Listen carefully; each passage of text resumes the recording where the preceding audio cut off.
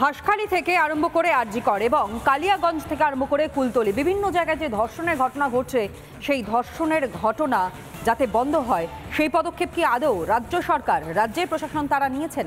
সবথেকে বড় বিষয়, এই যে পরপর ঘটনাগুলো ঘটছে তার মধ্যে অন্যতম নিউ টাউনের ঘটনা, যেখানে ধর্ষণের অভিযোগ সামনে আসে। অভিযুক্তকে পরবর্তী সময় আটক করা হয় ঠিকই, কিন্তু বারংবার এই যে ধর্ষণের অভিযোগগুলো সামনে আসছে তা ঠেকানো সম্ভব হচ্ছে না কেন? প্রশ্ন তুলছেন সাধারণ মানুষ।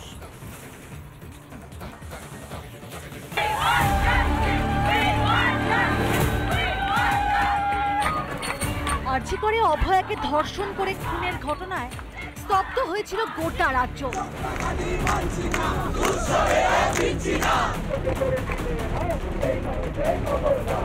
আরজিকর কাণ্ডের মাঝেই শনিবার কুলতলিতে ছোট্ট উমাকে ধর্ষণ করে খুনের অভিযোগ সামনে এসেছে।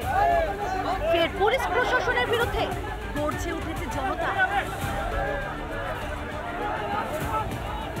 এত কিছুর পরও রাজ্যে ধর্ষণের ঘটনা বন্ধ হয়নি, আর তা ফের চোখে আঙুল দিয়ে দেখিয়ে দিল নিউ টাউনের একটি ঘটনা। নিউ টাউনে এক নাবালিকাকে ধর্ষণের অভিযোগ প্রতিবেশীর বিরুদ্ধে। ধরেছি পরে ও আমাকে বলল যে ও এই কাকা ওর সাথে এটা করেছে। এই কাকা কে? সঞ্জয় কাকা। ও নাম ধরে বলেছে সঞ্জয় কাকা আমার সাথে এই কাজটা করেছে। শুক্রবার অসুস্থ হয়ে পড়ে সে নাবালিকা। চিকিৎসার জন্য নিয়ে যাওয়া হলে নাবালিকার অন্তঃসত্ত্বা হওয়ার খবর জানতে পারে পরিবার। এরপরে মায়ের কাছে প্রতিবেশীর নাম জানায় নাবালিকা। অভিযোগ, ঘটনা আড়াল করতে নাবালিকাকে হুমকি দিত সেই অভিযুক্ত। আমাকে এই কথাটা বলতে পারেনি, শুধুমাত্র একাধিকভাবে ওকে প্রতিদিন নিয়ত এসে ওকে ভয় দেখিয়ে যেত, থ্রেট দিয়ে যেত যে আমি তোকে মেরে ফেলবো, অ্যাসিড ছুঁড়ে মারবো, তোর বাবা মাকে মেরে দেবো। কতদিন ধরে চলছে এটা? এটা একাধিক আসতো। এই ঘটনা জানাজানি হতেই এলাকাবাসীর রোষ গিয়ে পড়ে অভিযুক্তর ওপর। অভিযুক্তর সঙ্গে শাসক দলে ঘনিষ্ঠতার অভিযোগ তোলে নাবালিকার পরিবার। একটা ছবিও দেখা গেছে যে সেই পঞ্চায়েত সদস্যকে সে একটা মিষ্টি খাইয়ে দিচ্ছে এবং সেই পঞ্চায়েত সদস্য গালে আবির মাখা মালা পরা তাকে মিষ্টি খাইয়ে দিচ্ছে এই সঞ্জয় হালদার।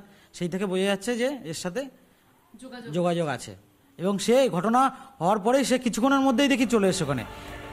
নারী নিরাপত্তা নিয়ে রাজ্যের নেতা মন্ত্রীদের মুখে শুধুই বড়াই, অথচ রাজ্যে নারী নিরাপত্তা তলানিতে ঠেকেছে। ধর্ষকদের আড়াল করতে সিদ্ধহস্ত পুলিশও। এ রাজ্যে কি আদৌ বিচার পাবে অভয়া, ছোট্ট উমারা?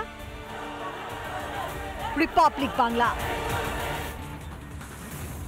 আর এদিকে অনশন মঞ্চ, অর্থাৎ ডাক্তারদের অনশন মঞ্চ, সেখানে বায়ো টয়লেট বসানো নিয়ে কার্যত একটা দ্বন্দ্ব। কারণ এখনো পর্যন্ত পুলিশের তরফ থেকে কোনো রকমের কোনো বায়ো টয়লেট বসানোর অনুমতি দেওয়া হয়নি। এমনকি যে মেল করা হয়েছিল ডাক্তারদের পক্ষ থেকে, সেই মেল পর্যন্ত উত্তর আসেনি, এমনটাই অভিযোগ করতে শোনা যাচ্ছে অনশনরত ডাক্তারদের তরফে।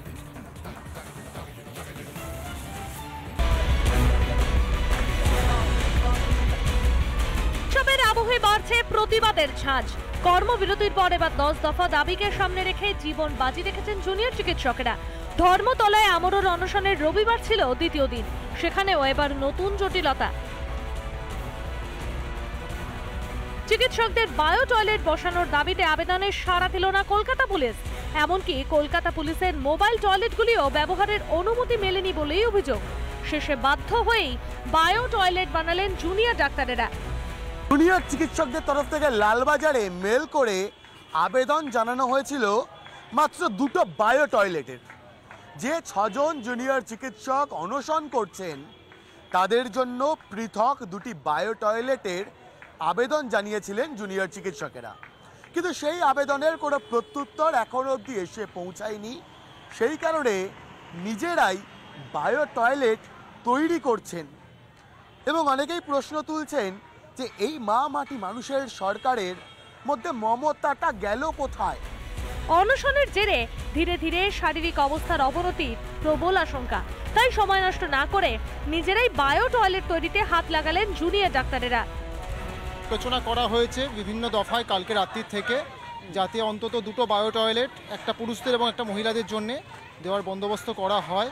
সেই ব্যাপারে এখনো পর্যন্ত কোনো সবুজ সংকেত নেই বলে সময়ের অপেক্ষা না করে আমরা এই বায়ো টয়লেট নির্মাণের কাছে হাত দিয়েছি, যেহেতু সময় যত গড়াবে তত অনশনকারীদের শারীরিক অবস্থার আরও অবনতি হওয়ার আশঙ্কা রয়েছে। জুনিয়র ডাক্তারদের অনশনে যোগ দিয়েছেন অভিভাবকেরাও, সোমবার যোগ দিতে চলেছেন সিনিয়র ডাক্তারেরাও। অন্যদিকে কলকাতা ন্যাশনাল মেডিকেলের প্রাক্তনীদের তরফে আর্থিক সাহায্য তুলে দেওয়া হয় জুনিয়র চিকিৎসকদের। একদিকে একরক্ষা শাসক, দমতে নারাজ চিকিৎসকরাও। ক্ষমতা বনাম ন্যায়ের এই যুদ্ধে শেষ দেখে ছাড়তে চান জুনিয়র ডাক্তারেরা। রিপাবলিক বাংলা। অভয়াকাণ্ডের বিচার চেয়ে আমরণ অনশন চিকিৎসকদের, ধর্মতলার অনশনে 7 জুনিয়র চিকিৎসক। অনশনে যোগ জুনিয়র চিকিৎসক অনিকেত মাহাতোর। অনশনে 33 ঘন্টা পার, এখনো 10 দফা দাবি আদায় অনর চিকিৎসকেরা। দাবি পূরণ না হওয়া পর্যন্ত আন্দোলন চলবে, স্পষ্ট বার্তা জুনিয়র চিকিৎসকদের। আরও একবার আপনাদের জানাই, ধর্মতলায় সেখানে অনশনে 7 জুনিয়র চিকিৎসক এবং অনশনে যোগ জুনিয়র চিকিৎসক অনিকেত মাহাতোর। অনশনে 33 ঘন্টা পার, এখনো 10 দফা দাবি আদায় অনর চিকিৎসকেরা। দাবি পূরণ না হওয়া পর্যন্ত আন্দোলন চলবে, এমনটাই স্পষ্ট বার্তা জুনিয়র চিকিৎসকদের।